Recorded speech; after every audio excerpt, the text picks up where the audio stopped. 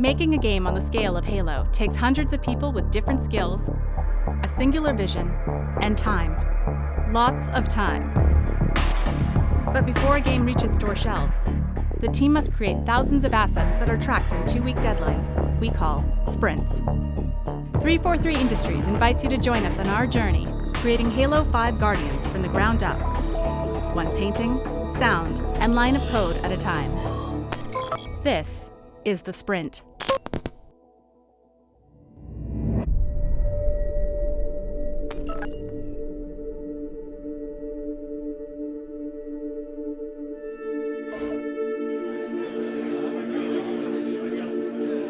It's the best part of any project, and every single time you play, whether it's the campaign, the multiplayer experience, we're seeing amazing progress. So today we're going to talk about 2015, everything that's going on in 2015, where it is all about Halo 5. Hi everybody. I'm going to share some stuff that you guys are going to be like, what the f is going on? And that's kind of the point. Is the Master Chief a traitor? Is he going to die? Who's this dude that just shot him? What are you talking about? He didn't shoot him. The Master Chief was going to shoot him. Like, what? What are you guys doing to Halo? That's the point. That's the point. It's important that people don't just sort of go, okay, yeah, it's Halo 5, it's just another Halo game. We need people to kind of reinterpret what Halo is.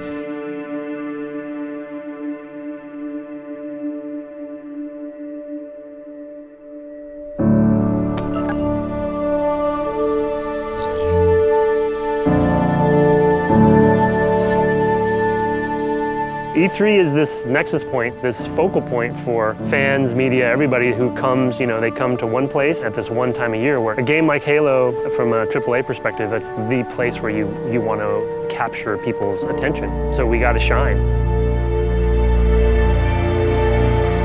Well, what is a creative director? A creative director is a crazy, crazy job. I don't even know how best to describe it sometimes. Anybody creative ultimately reports into me. Art director Nick Bouvier and Neil Harrison, our art manager, they report into me. All the design aspects of the game, audio, all reports into me. So kind of everything on the content side, I'm ultimately responsible for from a creative perspective. With a huge team like this and Halo 5 being way more enormous than I had anticipated when taking the role, which is totally awesome, and I love the job, and it's a dream job, right? It's a dream come true. I have nothing to complain about, but it is super intense. Every week around here is kind of insane, so it's really hard to describe. One day it could be focusing on HUD UI stuff, one day it could be focusing on Warzone and multiplayer, and sometimes we have to cut stuff that doesn't work out. If it does work out, then we polish it up. And so now we're really hot and heavy with Halo 5. We're demoing two big things at E3. One is the campaign level Tsunami for a code name. And then we're also debuting our new big multiplayer mode, which is called Warzone. So you have actually enemy AI in the multiplayer PvP mode, as well as two huge teams of 12 people. So it's 24 players, which is the biggest we've ever had. The maps are bigger than we've ever had, so you have all the vehicles and all the sandbox elements all together too. So what we're doing today is our build review. We have a really important milestone coming up in about 7-8 days, guys. So we've been working on it for an entire year. And Vertical Slice is as close to a shipping product as we can. There may be still some temporary assets in there, but the experience itself is complete. So Lawrence, what do we have to check on the intros? We want to see if we're getting some UI firing. So we should see the map name, victory points to win, and then also a description of the mode. So we're not seeing any of that UI, so we'll have to figure out why that's not firing. So no UI yet. Okay, we'll get back to that. When you get a mode of this size of 24 players, like every type of AI issue, glitch, or bug you can imagine hits us, because we're almost using everything in the Halo sandbox. We've got every vehicle, we've got campaign assets, we've got bosses, AI, so anything that could go wrong with the game will affect Warzone. Oh, look at this bug. Another one, this is a fun development bug that we're chasing right now, is when you use the rec station, your character jumps because I'm pressing A.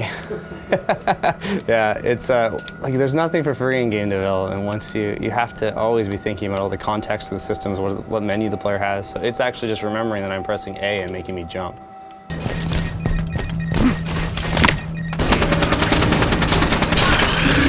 So we just completed the intro assault, and whoa, whoa. It's on that. What's that hitch? Buckle for sure. Nope, it's the UI. It's the UI loading? Okay. So this is an issue we didn't even have 2 days ago, but now is an immediate fix for our big review. So you can kind of see, like, as we're fixing things and adding things, we're always, you know, sort of incurring more debt and having to fix more bugs. These are awesome. Lawrence just put in these locations. So these are shoulder bash spots you can smash through. Even as recently as about a month ago, this whole passageway didn't exist. So you would be in this tunnel and you'd have to run all the way around to the armories, and then we've added these sort of shortcuts through to let you get there quicker. And we have a mid-session progression loop for the first time in a Halo game. So as you're playing through the game, as you're killing enemies, as you're capturing bases, as you're doing just about anything in Warzone, you're leveling up and you can sort of access more high-end stuff. You know, if you see somebody out there with a Banshee, you didn't have to worry about whether you started the game with a Banshee or not. You can go to a terminal and get a plasma pistol or get your own Banshee, which is even better. Then you can have a dogfight. Wreck confirmed. Does the VTOL fit down that skylight? I bet he does. That could be cool. It'd be risky, right? You'd get blown up.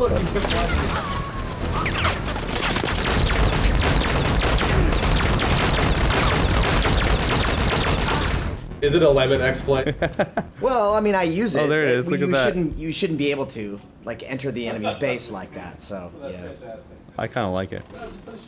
The big thing for all of us right now is making the difficult choices on whether or not we take new features, whether we fix bugs, whether we want to take some risks and try to get more content into the build, whether we cut things, because if they don't make it into this build, there's a good chance they're not going to make it into the final game.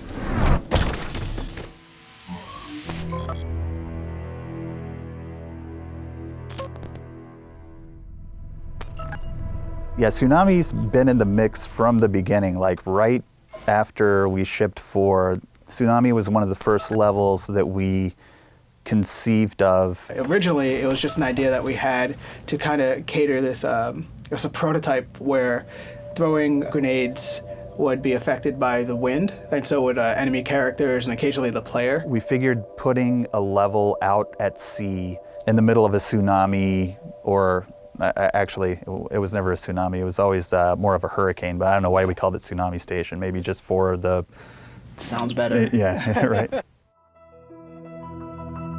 We're pretty much doing like a first pass of every level in campaign. Yeah, like the water, I guess the sounds of the machinery, that would probably really help. We're missing a lot of this right here, like there's supposed to be like hundreds of ships dogfighting, capital ships doing broadside maneuvers. To that point, it's kind of like the environment is almost kind of secondary. Like the theater of war that's going on outside the space, that's kind of the big scene here. Osiris team, 90 seconds to drop point. And may buck by the first round when we get back. This is kind of like the final climactic battle in this civil war between the two factions of St. Gili, the Arbiters faction on the one side and the Resurgent Covenant on the other. And so the players need to find their way through Tsunami Station while this civil war is raging all around them. This is probably the section that we're going to take to E3. We've been calling it Destruction Alley. You get there and there are a bunch of dead Covenant, and even on Arbiter's side there's just a bunch of dead bodies, and you're not sure what exactly caused all this chaos. The Guardian's coming to life, and so the Promethean enemies start appearing. Prometheans incoming! You get some of the returning ones, like the Crawler. Knight shows up, and the new Soldier shows up, and with them their new weapons as well.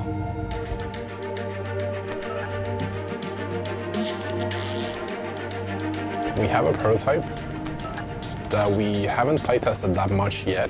Basically, there are two firing modes. One is when it's folded in like that, and that is when you are in hip fire, and that is just basically rapid firing short-range grenades on a timer. And the other one, which is when you aim, when it's folded out like that, is going to be firing longer range projectiles. So our biggest question right now, we have two, I think. Size of the ammo counter. That's pretty big. It's covering up a lot of the weapon. It could be like half that height. Yeah, exactly. And the other one is, what do we do here? Yeah. Do we have any of the actual model moving and animating, you think? I feel like we need to get a little bit better understanding of the mechanism there that's helping it pop out. Usually we have like a lot of moving parts on Forerunner and UNSC stuff. The Covenant's it's kind of more magical. Sure, space magic. Yeah. So we don't need as many moving parts on the Covenant weapons. Is Nick gonna be here? He accepted. I can go try to track him down if you'd like. There he is. Hi. There he is.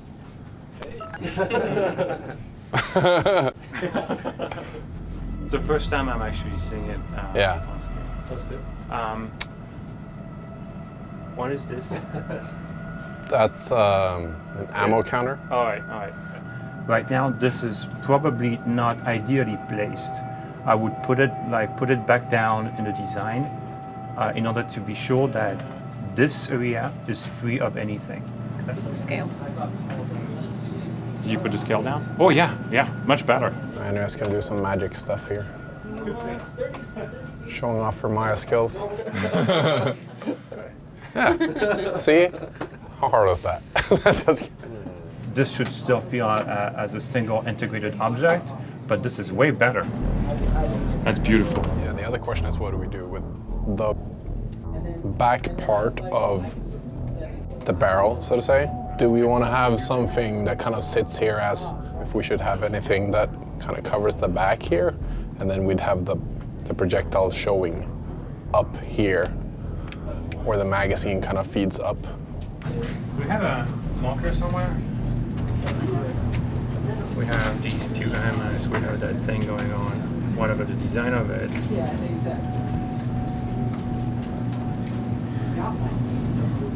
And we have another one here. Maybe we should just like block this with a... We should just like design this section and have something blocked here. And it would prevent the weapon in the middle to just feel empty. So I think we should just do this.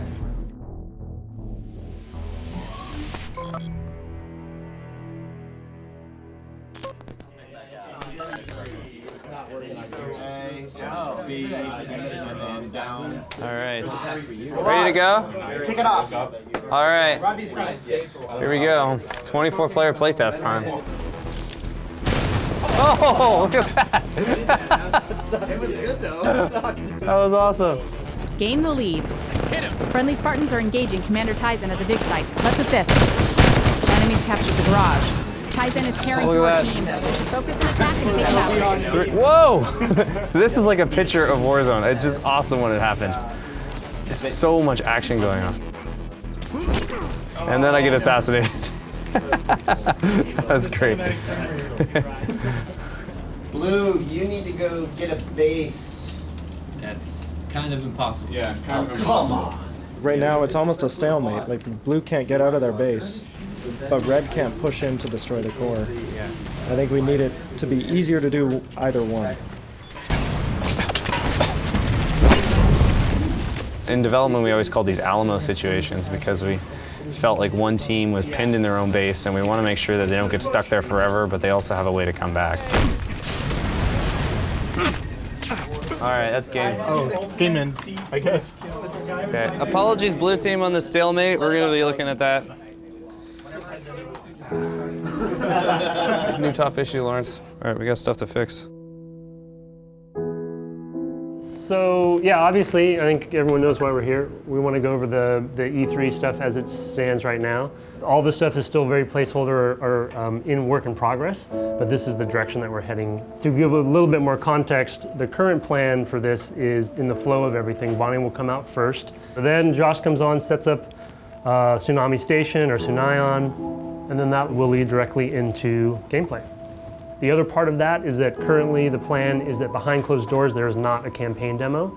But on the show floor And any behind closed door stuff currently is focused on Warzone. E3 is an awesome 10 weeks from now.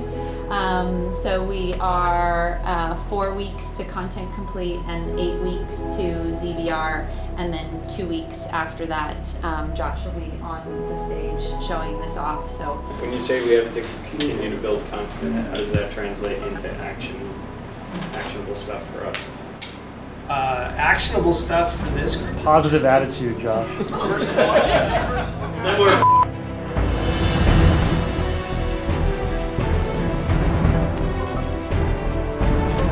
We're shooting our opening sequence where we meet our team, Osiris team, for the first time.